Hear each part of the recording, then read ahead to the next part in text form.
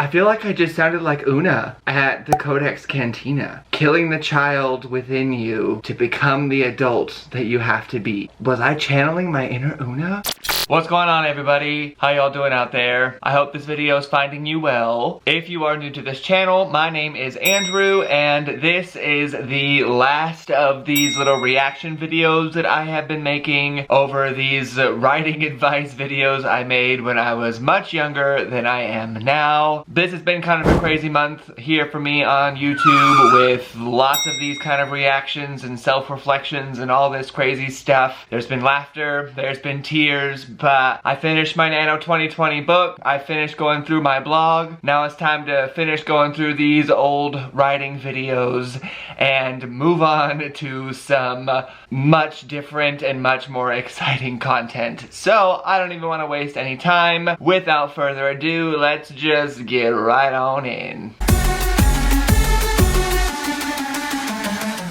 Alright, well, welcome back, everybody. We, again, are here just at my old channel, my Andrew J. Stillman channel. There's still some videos up there. I've been kind of posting on there recently as well. I'm seriously here for this hairline. I cannot wait to get that back. I'm still on my little hair treatment, but damn, I'm just here for these curls. That's the first thing I gotta say on this video, is I want to get these curls back. On Evoking Emotion. How funny, because my little last writing vlog that is up there from this Nano experience, I was all sad and emotional at the beginning, and then I was done at the end, and that's pretty much how these two videos are about to go, so let's just see.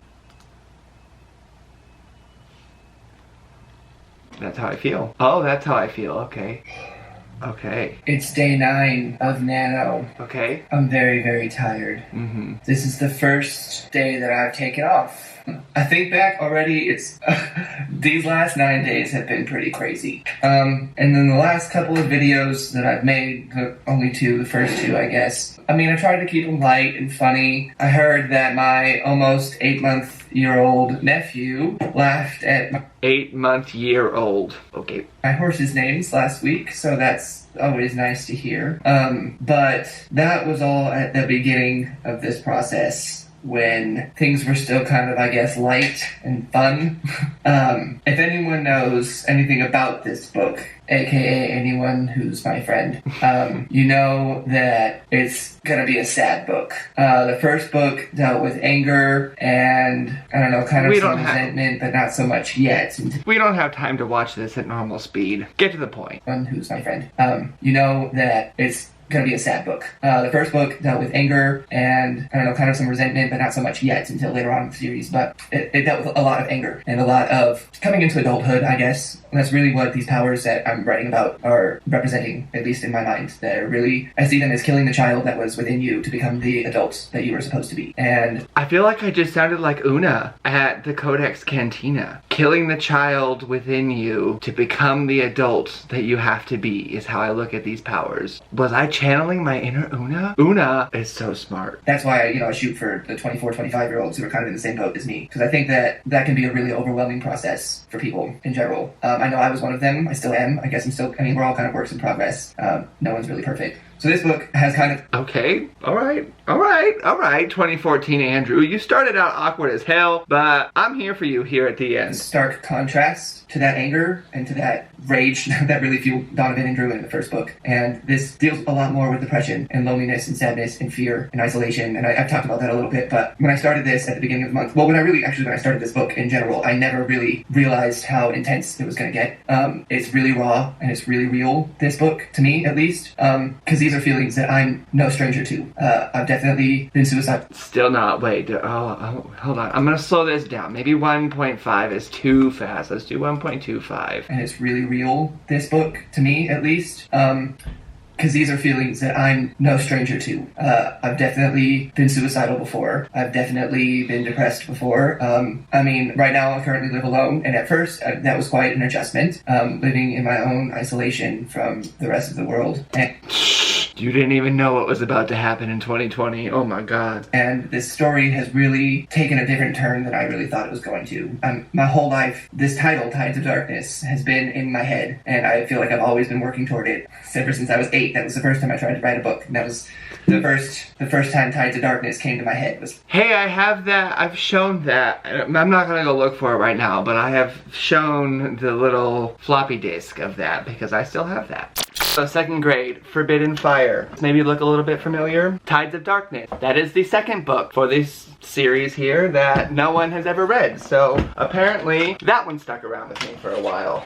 When I was 8 years old, and the evil guy's name was Lord Fairmont. That's all I remember from it, because I was a child. But still, now that I'm here working on Tides of Darkness and really getting into the nitty-gritty and really learning more about my characters, then what? I low-key, I think I kind of looked good as a 24-year-old. I miss my youth. We saw in Immortality Awaits is just taking quite a big toll on me emotionally, a lot more so than I ever really thought that it would. I was talking to a friend yesterday about evoking. I was literally just talking about this same exact thing in my last vlog at the beginning, so that's weird.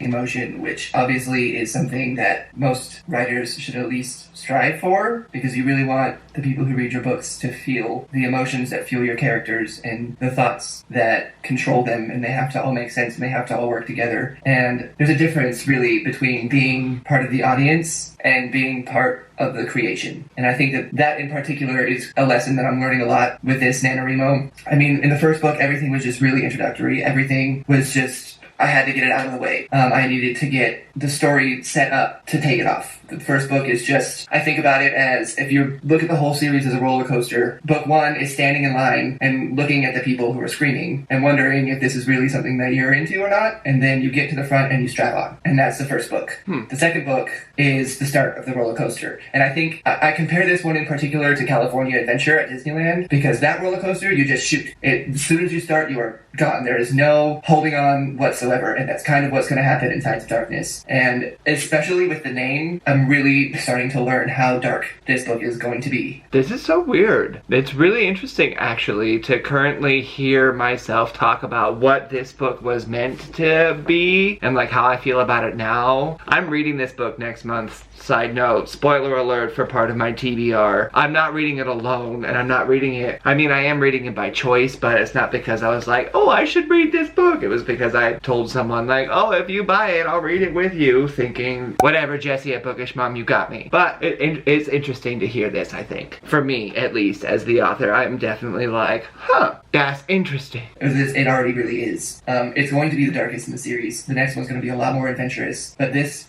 book is really dedicated. That's true. To people who are broken and shattered on the inside, and who try to cover up the things that have hurt them, and to mend the wounds that cut them up still to this day. And it's a hard enough thing as it is in real life to overcome those kinds of emotions, those kinds of self-doubts, and it's really hard to create it. So as a reader or as an audience, when you get that feeling of... Just as a side note, in general, I do love this book so much more than I love this one. It is just that since writing this book, the events that took place in this book don't match up. And that's where I've gotten stuck. I just feel like I need to put that out there because I get a lot of questions about why don't you publish, and that because I'm stuck. The sadness or the anger or the love or whatever it is that you feel from the author. I think it's easy to ignore what was going on with the author, because we all have this stigma, even I did when I first started writing, that pretty much books just happened. You just sat down, you pumped it out, and you went through it a couple of times. But I think that in general we really don't understand, or we really don't look at what it is that the creators go through. I was reading this thing with J.K. Rowling the other day about... I literally just said the same thing in my last writer's vlog, where I was just like, I've always tried to explain to people. Wow. What her reaction was when she killed off Fred, and when she killed Lupin and Tonks and all. I think I'm literally about to say almost the exact same thing I just said on that vlog. All that. And I have a greater empathy for that now. Because as authors, we really get attached, hopefully, attached to our characters, and they really do become like children to us. You could get attracted to your characters. This Andrew. You can get attracted to your characters. And it's something that can't be explained unless you are a writer. But when you put your characters or your children, or even if you think of them as friends, just things that you love, people that you love, into these situations where you really beat them up, it's really difficult. Mm-hmm. And this month has really turned into an emotionally challenging month for me.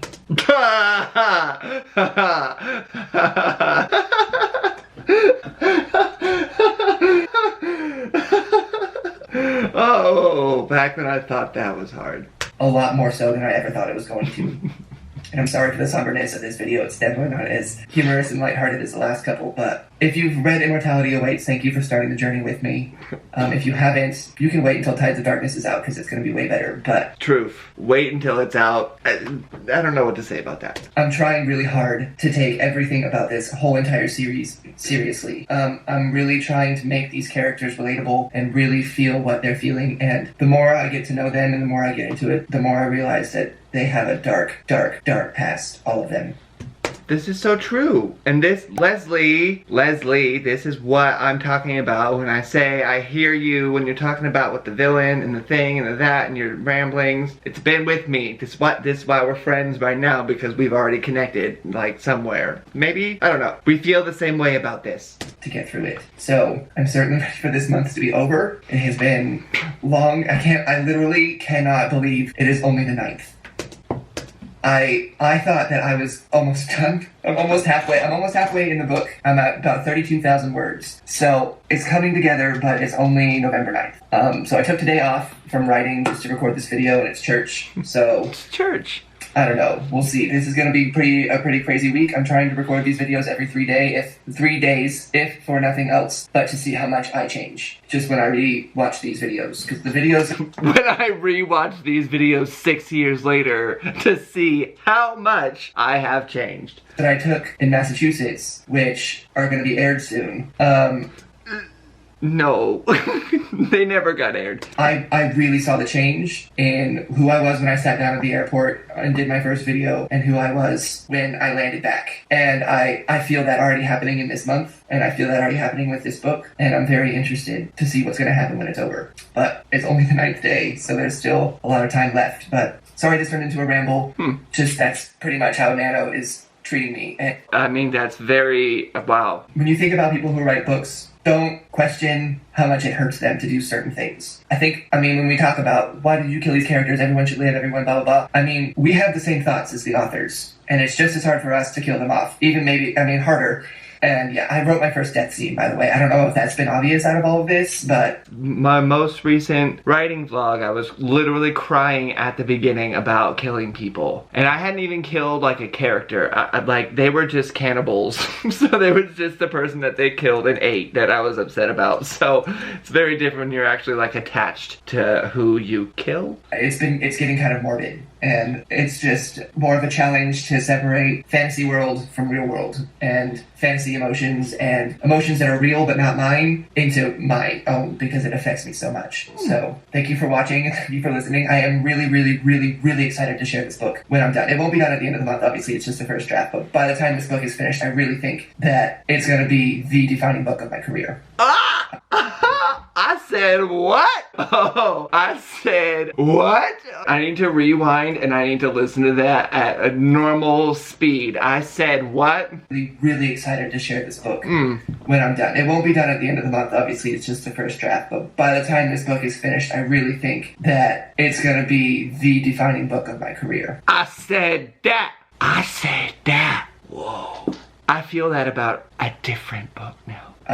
So, I don't know, it's kind of a lot of pressure, but we'll see. So, happy Nano, if you're still going, keep plugging. If you're breaking down like me, don't worry, you're not the only one. I've never cried writing before, and I've cried every single day for the last 5 days, and it's been kind of obnoxious, and it's only day 9. 3 weeks left. 3 weeks left. And above all else, if you are one of the people who this book is dedicated to, and you feel broken, and you feel useless, and you feel like your life has no purpose, remember you are not alone, and remember that you are wrong. Because you have a purpose. Oh. And you have a reason for your life. And that's what I'm examining in this book. There's going to be some fantasy realism out there for you people who think fantasy can't get real. Happy Nano! Oh my gosh. Wow. Okay, honestly, as the author, I will say that that was the most relatable video for me so far. As far as like, that's literally, I feel like I just recorded that video 2 days ago. That's hilarious. And this is the last one.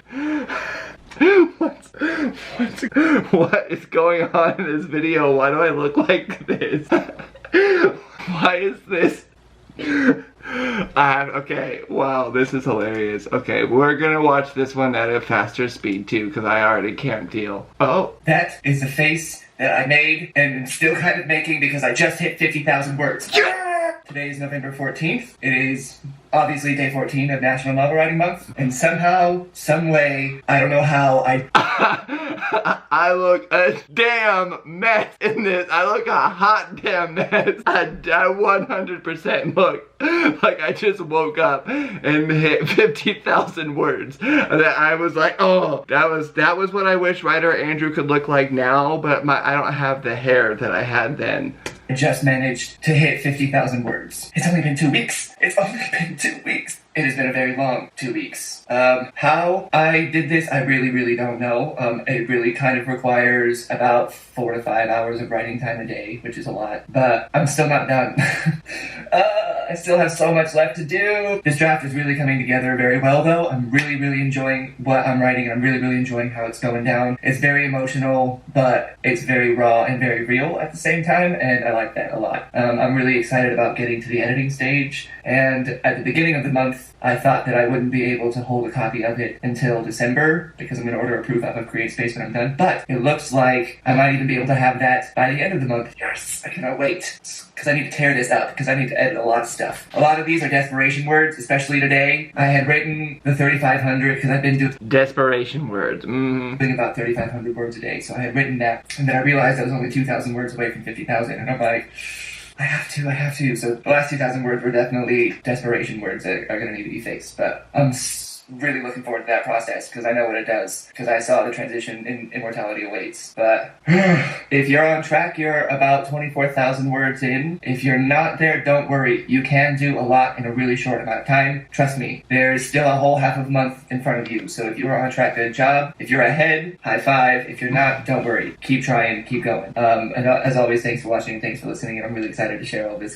with you guys when I'm done. Wow, really excited to share it all when I'm done. Now I look like a hot mess, and I never shared it with anybody, so that's cool. 6 years later, especially that one that was talking about like, oh, when I watch these videos back. Today was actually very interesting because it was cool to see what I had meant, like I said earlier, with this book and the intent of it when I was putting it out, and what I was trying to do with this book as well. And I do think that reading this book next month is going to be interesting. It will be kind of like a separate aspect to bring this whole self-reflection thing to a close, just because I don't know, I don't even know what this book says, so I think it might be interesting to get back, especially after that, to hear myself say what I had wanted with this. So it'll be interesting, I think, to read what I published at one point. So I don't know, but that was interesting. I never obviously finished talking about this book from these videos. I finished the book obviously by the end of the month. I hit the 84,000 words or whatever it was that I did of it, and then honestly basically like 2 days after I finished writing that book was when I decided to go to New Zealand, and that was when I went, and 6 months later, by April 7th was when I left for New Zealand. And this last video was November 14th 2014, yeah, and by April 7th of 2015 I was gone. So that's definitely interesting to see, because there was a lot that happened in between that last video and the first one here on Get Right On In. But just like I said back then, I mean, I have definitely been through depression and suicidal thoughts and tendencies and all of that stuff, so I'm glad for myself at least that I have come out of all of that and I'm here where I am now. And I'm glad that I've finally gotten through all of this reflection, because for me, that was great. I've had a great month doing all of this. I know some people have really enjoyed these videos, so I'm appreciative of that. Thank you all for your support and for being here, and I'm definitely looking forward to next month when I can make content that's not just about me anymore. But I love you all so much, and thanks for letting me get out all of this reflection, because I'm definitely a lot different than I was at the beginning of this month, and I'm grateful for that. So see you next time.